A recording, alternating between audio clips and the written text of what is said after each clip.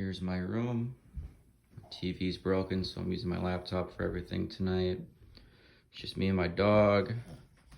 I apologize if she barks throughout this. So yeah, let's jump into it. So my name is Jacob Eckberg. The movie I decided to do my movie analysis on is Parasite. Parasite came out in 2019. It was a comedy and thriller movie directed by Bong Joon-ho. And it was a really unique film, seeing that it was all in South Korean. But it really set the precedent for how a South Korean movie can connect with American audiences. So instead of touching on individual scenes like some of my classmates have done, I've decided to really just embrace the analysis part of it and discuss the whole movie. So I'm going to do that based off of 4 main points, which is kind of like the structure of my outline. So I have a scene from the beginning that really sets and establishes the way the movie's going to go. The midway part of the movie, where the movie goes from a comedy to a thriller. And then the ending. If anyone's seen this movie, you know the ending is insane, and it's been talked about ever since it came out. And then I wanted to talk about the final scene, and how it should be portrayed versus how I, and I'm sure other people, thought of it while they were watching it. So with that being said, I'm going to jump into the overview just before we jump into the film, so everyone has a little bit of background knowledge of the film. So the main theme of the film is about power, who has it and who doesn't. There's 2 main families throughout the film: the Park family and the Kim family. And the Park family has all the power. Kim family, not so much. They live in poverty. So the first half of the movie, like I said, it's basically a comedy and a drama mix. Lots of compelling narrative and storylines building up. The first half of the film establishes the Park family's dominance in South Korea, and also establishes the Kim family's state of poverty and their living situations as well. So as the movie progresses, one by one, the Kim family cons their way into the Park family's home, with the first person being the son getting a job as a tutor, and then the daughter getting a job as like a therapist. Then the dad comes along as a chauffeur, and then the mom cons the old housekeeper out of her job, which comes back later in the film and becomes the housekeeper for the Parks. So once the entire Kim family is employed by the Park household, these con artists as a family begin to assume more and more of the identity of wealth, and they really love it. They love the idea of the wealthiness and working in this home and all of that. They take the home as their own when the Parks are away. So whether it be just eating at their dinner table, doing their laundry, celebrating as a family in the living room, watching movies and all that. And then the old housekeeper, Moon Gwang, shows back up. Everything starts to change. So the main turning point in the movie comes when the Parks leave. They go on a camping trip, pack up their luxurious Range Rover with all of their goodies. So in their absence, the Kims once again start to feel like they're at home, bringing out the booze, kicking back, taking over the house as their own. The break gets cut short when the old housekeeper, Moon Gwang, returns, bringing a surprise with her. So as the movie keeps going on, the surprise gets revealed, which I'll show you in one of the clips later on. Things start becoming more violent, stakes more naked, the laughs more terrifying and cruel. So, I mean, there's really no dull point throughout this movie. The storylines build up throughout the whole thing. The themes are all there. The plot's there. The dynamic twist halfway through. You're really sitting at the end of your seat all throughout, even though it's in a completely different language, which is something I was hesitant when I first thought about watching this movie. So, Moon Gwang comes in, old housekeeper. She's very persistent about coming in while the Kims are drinking, eating, laughing. And as she comes in, she reveals a secret basement tunnel that leads to her estranged husband, who is living in the basement. And that just leads to more and more questions as to what's actually going on here, and all of that. So that's a quick overview of all of that. So next I'm going to jump into one of the beginning scenes, and I will pull that up real quick on my laptop. And it's about 2 minutes, so I will play that for you all right now. 핸드폰도 다 끊기고 와이파이도 다 끊기고 응? 계획이 뭐야? 응? 기우야. 예, 아버지. 와이파이 높게 들어야 돼, 높게. 구석구석 그 사사시티 쉽게 저기 해야 돼. 아이씨. 여기 잡힌다. 진짜? 잡혔어? 잡히지. 이거 커피나라 투지. 이 근처에 카페 새로 생긴 건가? 뭐야, 나 안 잡히지? 이거 바싹 올라와봐. 얘들아 되는 거야? 돼. 자, 그러면은 자, 카톡 한번 확인해봐. 자, 피자 시대 연락 준다 그랬거든. 잠깐만. 여기 있네. 피자 시대.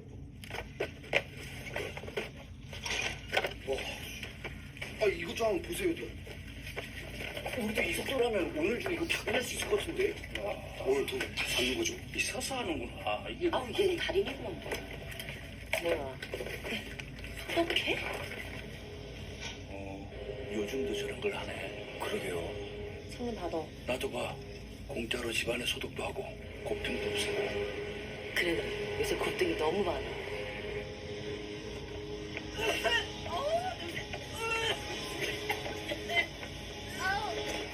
내가 다들 그랬지? 닫을까요?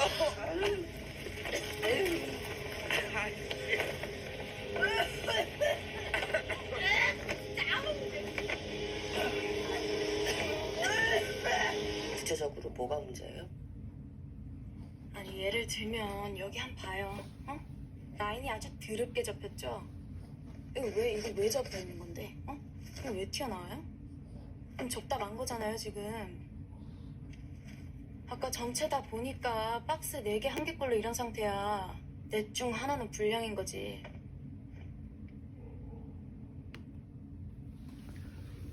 So that's the beginning clip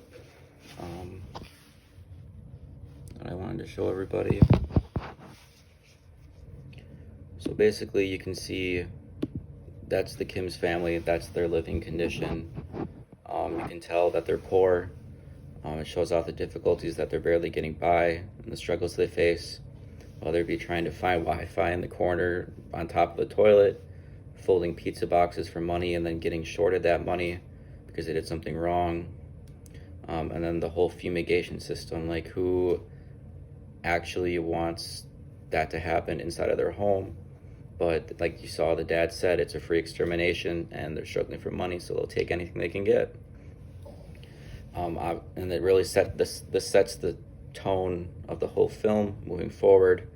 It really establishes the Kims trying to get out of that, and that's how they start getting introduced to the Parks, and the son and the daughter and the mom and the dad get all introduced in their new roles with them. Then like I stated in the overview, then things start to pick up, and then at the midway point, it's where the film takes a complete 360. And things start to get more and more bizarre. So I will pull up that second clip, take a look at it, and I'll discuss it for a little bit.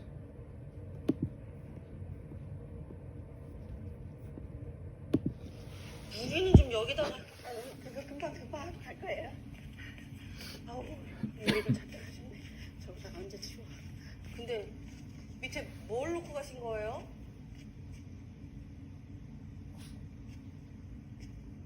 같이 내려가 보시겠어요? 저기 빨리 갔다 오지.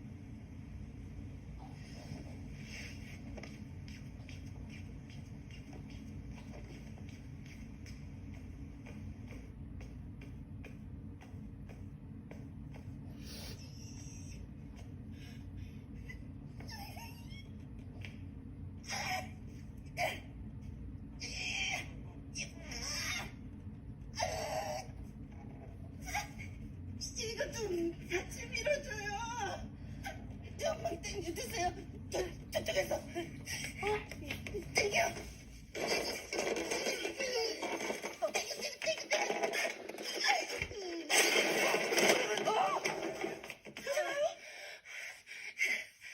놀라셨죠?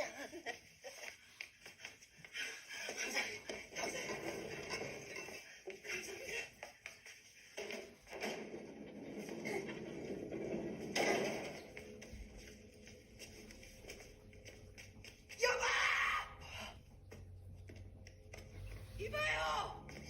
여보!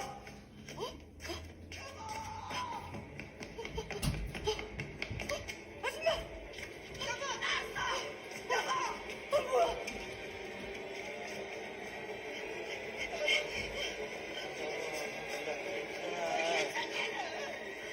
괜찮다니까. 괜찮아. 근데 배가 너무 고파. 울어. 며칠을 굶은 거야? 여보야, 배 많이 고팠지? 괜찮아. 저기 좀. So that's the 360 point in the film, and something that I found really fascinating with it is as you can see, there's hardly any dialogue at all. Whether it was the small cynical laughter that the previous housekeeper had, the close-up shots on her face, the close-up shots on the family, the hand gestures, the facial expressions, and then the thrilling music that comes in at the end as they're racing down the steps to find the estranged husband. The director does a fantastic job. It's like this is the part in the film that makes the complete switch. First half of the film, comedy drama, little suspense, but now after this scene takes place, a whole new dynamic leaves the viewer stuck with questions that can only be answered by continuing to watch the movie. Moon Guang, the previous housekeeper, persists on entering the household, and if she would not have been able to be let in, who knows what would have happened with the husband down there. And without that happening, the whole rest of the movie would make no sense. So from here on out, towards the end of the movie, things escalate between the husband and the previous housekeeper and the Kims. While the Parks are all away, the Parks are completely oblivious to all of this. So they both have dirt on each other. The old housekeeper knows that the Kims are staying in the Parks' house while they're gone, treating it like their own. Whereas the Kims know that Moon Guang has the husband living in the basement, and that's the only reason why she was the housekeeper there. So then we start getting into the ending of the film, and I will show you all the clip of that. I do apologize if you are squirmish. There is some violence in it, but it's nothing too bad. So let me pull that up.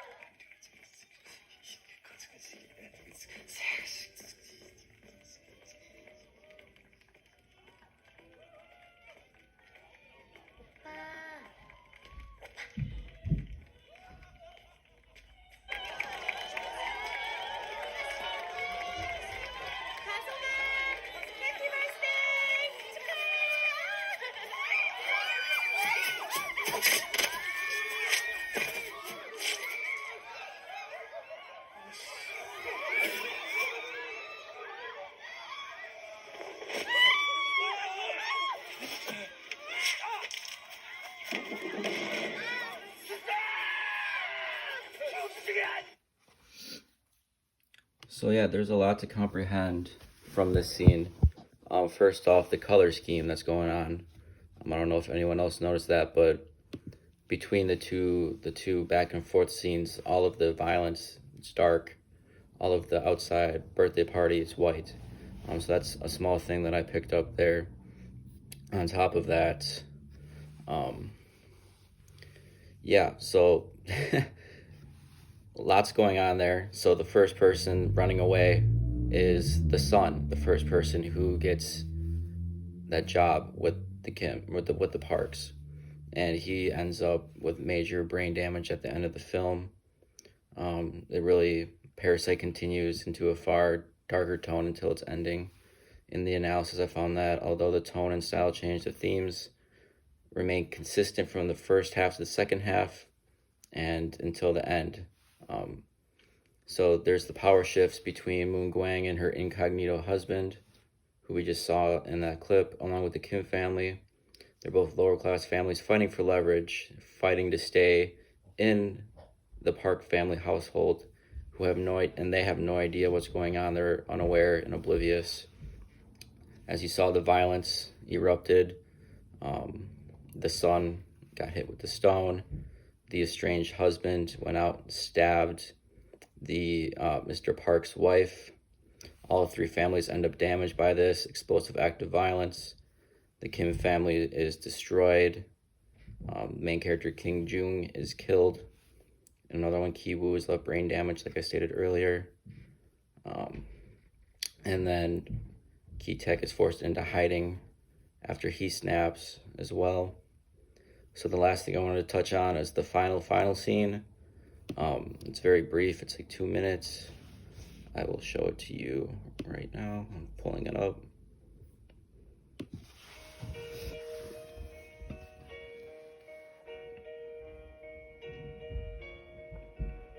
아버지, 저는 오늘 계획을 세웠습니다. 근본적인 계획입니다. 돈을 벌겠습니다. 아주 많이요. 대학, 취직, 결혼 뭐 다 좋지만 일단 돈부터 벌겠습니다. 안에 들어가 보시면 아시겠지만 안에 사이즈도 아주 그냥 넉넉하게 잘 빠졌어요. 사실 이런 집은 아무한테나 부르시는 건 아닌데 돈을 벌면 귀하고 오셨으니까 이 집부터 사겠습니다. 이사 들어간 날에는 저는 엄마랑 정원에 있을게요. 햇살이 워낙 좋으니까요. 아버지는 그냥 계단만 올라오시면 됩니다.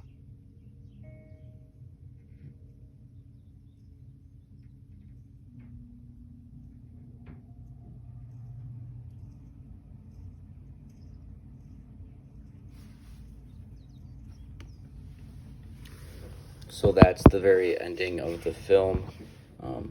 It's the son, who obviously we all saw pass away, or get brain damage, I should say. My bad. He's promising his father that one day he will be able to go and buy that house that the Parks previously owned. That way he can come out of hiding.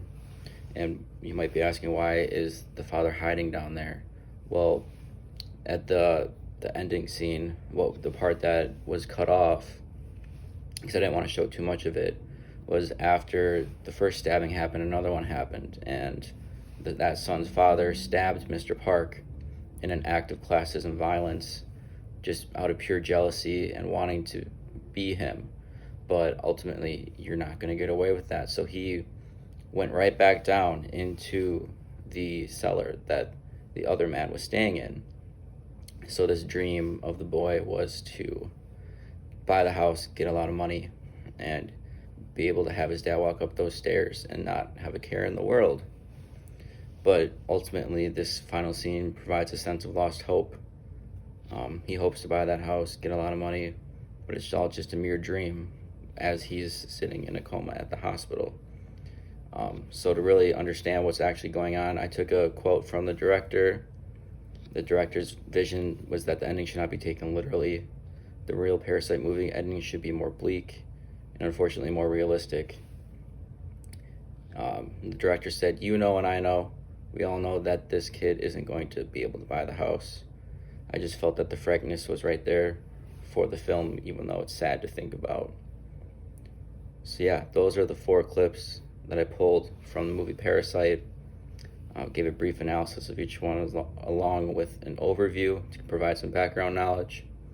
Some final thoughts. This movie went on to win awards. The director, Bong Joon-ho, won Best Director because of this film. The film really can relate to anyone dealing with classism, trying to deal with hierarchies, wealth gaps, all of that, which is a problem nationwide. The fact that it was so popular in America really says a lot, because as you've seen throughout the clips I showed, everything's in South Korean. When I watched the movie, I had to watch it with the subtitles on, obviously. But I wouldn't put it past anyone to just be able to understand the context of the movie just by looking at the director's cuts and the different scenes and how everything, like the hand gestures and all of that, work together. So that's all I have. This was my first time doing a project like this, so I hope it went all right, and I look forward to using your feedback in my final essay next week. Thank you.